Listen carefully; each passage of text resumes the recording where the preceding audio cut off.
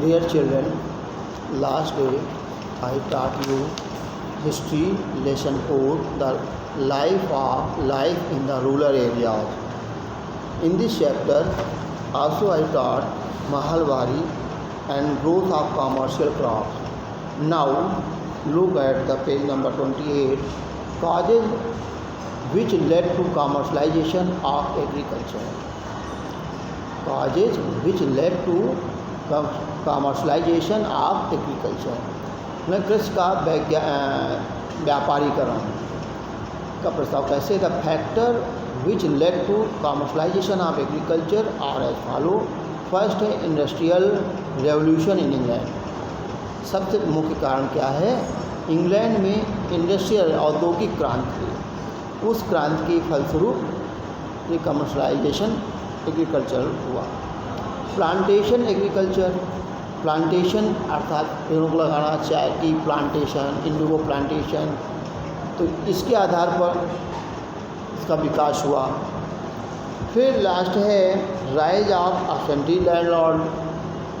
असेंटी landlord, गांव के जो लैंडलॉर्ड थे वो टाउन एरिया में चले गए, तो ऐसे लोग असेंटी लैंडलॉर्ड कहलाए।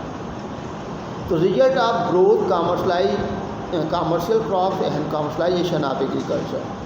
अब इसके क्या परिणाम निकले?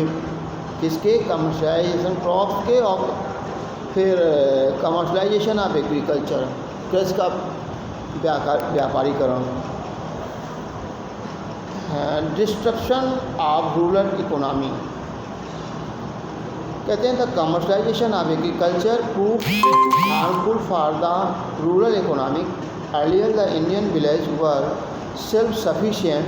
The peasants produced food, grains, and other crops as per their needs. The shift towards commercialization of agriculture served the interest of the absentee landlord, while the peasants faced a shortage of food grains. Now, poverty of tenants. The peasants were forced to grow crops as per the wishes of the landlords.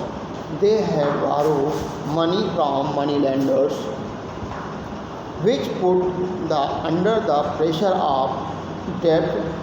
As such, the poor peasant grew poorer and rich landlords become richer. Flight of the general cultivators. In general, the condition of cultivators was extremely miserable. The rates of land revenue were very high.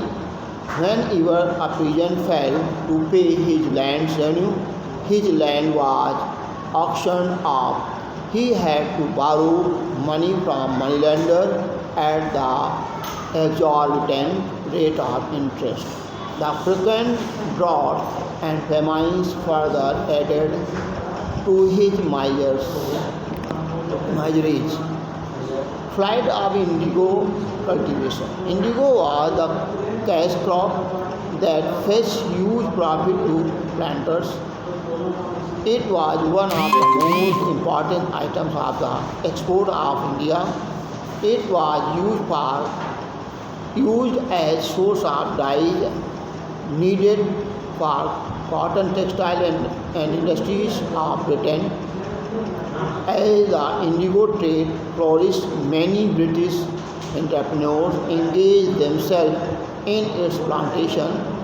These indigo plantations secured agreements with the indigo cultivators, which proved disastrous for the latter.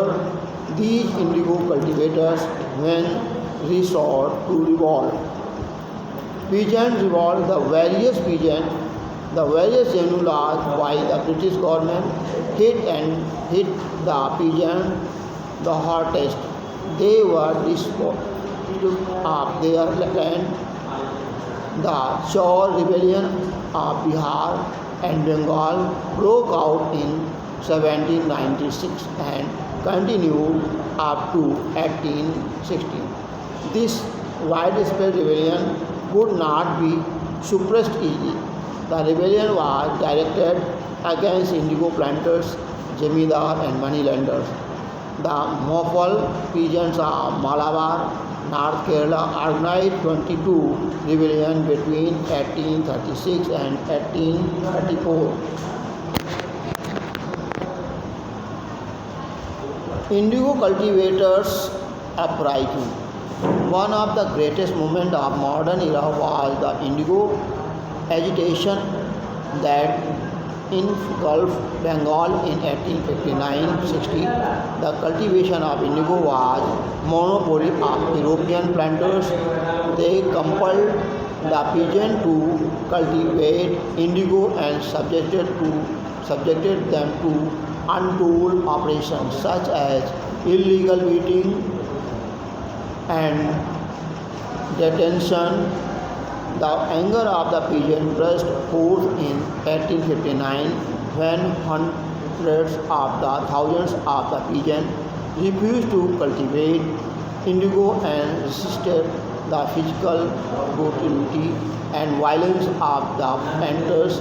In Patna, an army of 2,000 peasants appeared and wounded horse of a magistrate. Many intellectuals include Harish Chandra Mukhopadhyay, Girish Chandra Basu, Dinabandhu Mitra, Shishir Kumar Ghosh, etc. supported the cause of the peasant. The government was forced to appoint an indigo commission which took steps to remove the grievance of the peasant by passing in law in 1862.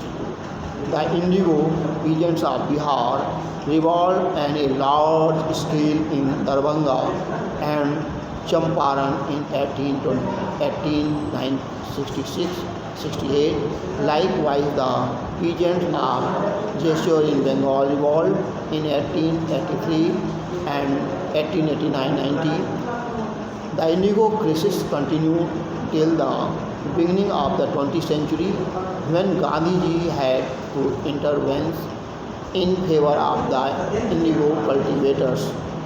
Peasants unrest in East Bengal.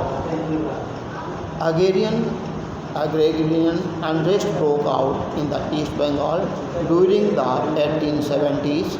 The powerful Jimidar of Bengal were notorious for the oppression of their tenants. The Bengal peasants had a long tradition of resistance going back to 1782 when the peasants of North Bengal had rebelled against a renewed farmer of the English East India Company.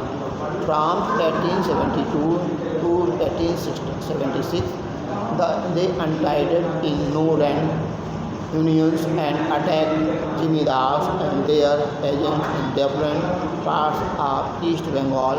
Ultimately, the government had to make legislation to protect the peasants from the forced accept of the Jamindari system. Now later development peasant agitation in Punjab.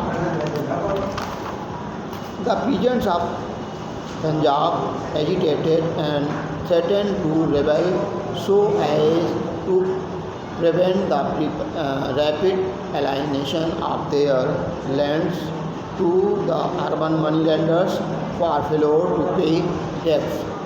The company did not want to any revolt in their provinces, which provided a large number of the soldiers to the British Army in India.